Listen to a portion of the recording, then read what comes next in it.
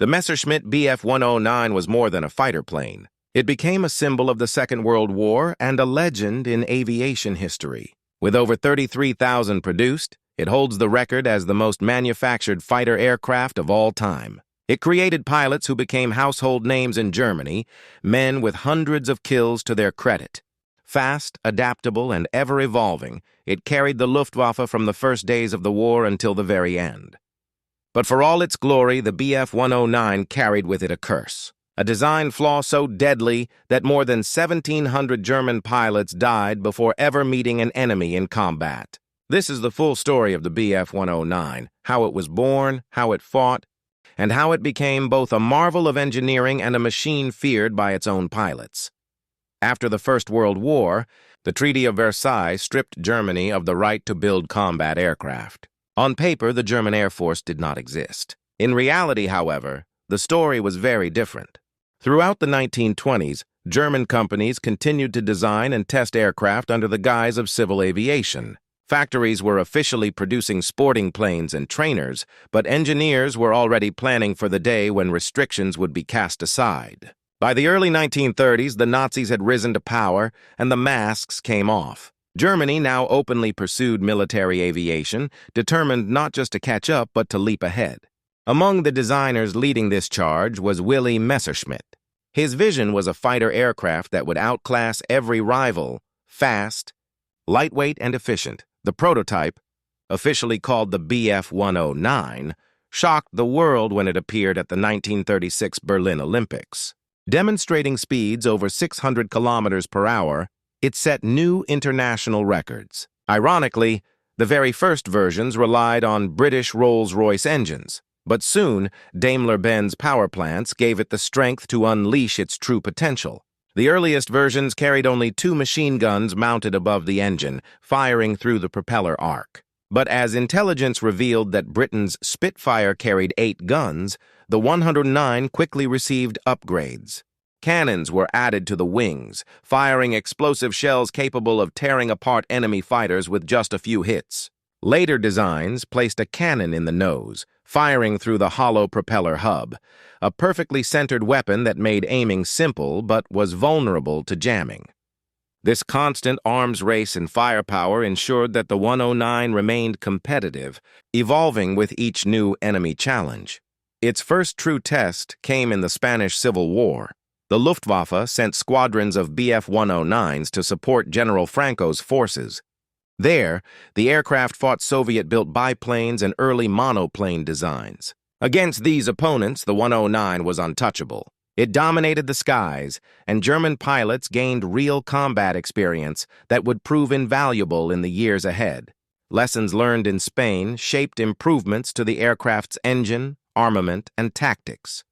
When Germany invaded Poland in 1939, the Bf 109 was already the Luftwaffe's backbone.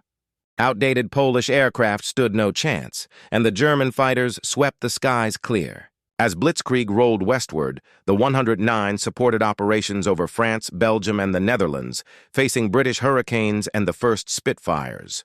At Dunkirk, as Allied troops tried desperately to evacuate, the 109 was ever present, escorting bombers, strafing targets, and dueling enemy fighters. Yet this was still only the prelude to its greatest challenge. In 1940, Germany launched its campaign to bring Britain to its knees.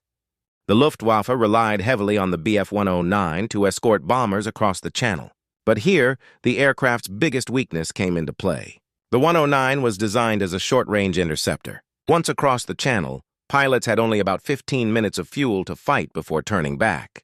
Many never made it, crashing into the sea after running dry. In combat, the Bf 109 and the Spitfire were close equals. The Spitfire could turn tighter, but the 109 climbed and dove faster. Its fuel-injected engine gave it an edge in dives where carbureted British engines cut out under negative G-forces. Still, the strain of protecting bombers while bound by range limitations led to heavy German losses.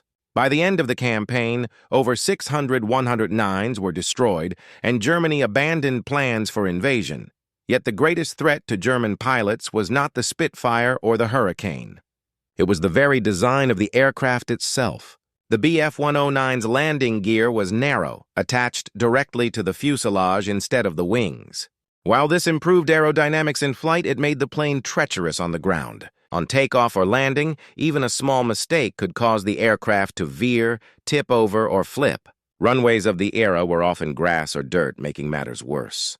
The result was catastrophic.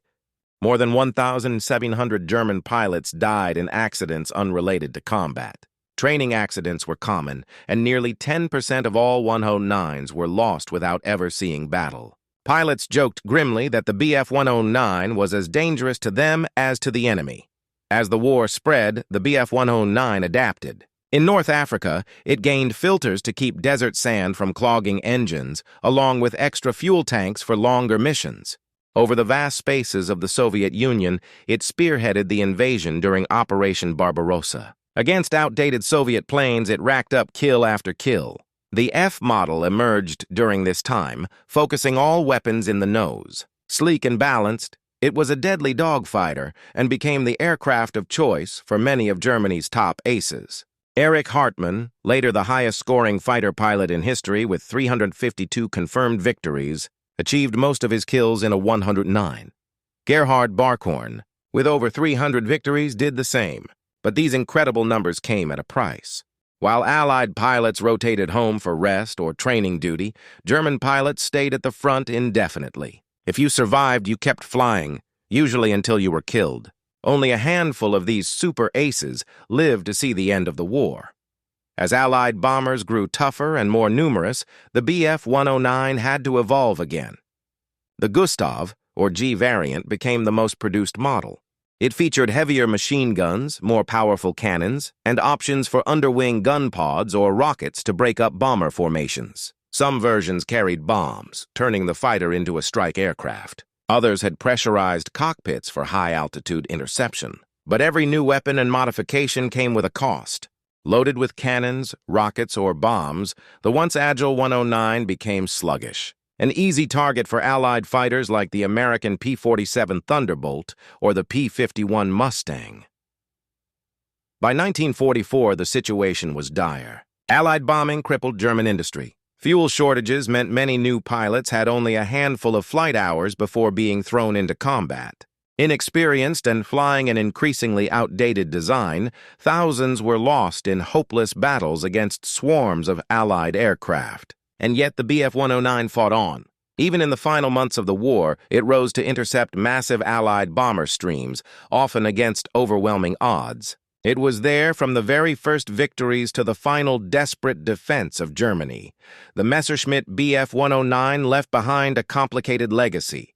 It was a technological marvel, a machine that helped revolutionize air combat and carried pilots to record-breaking kill counts. At the same time, it was unforgiving, unstable on the ground, and lethal to its own crews. In the end, the Bf-109 symbolized both the heights of German engineering and the tragic cost of war. For the pilots who flew it, it was both their greatest weapon and their greatest danger.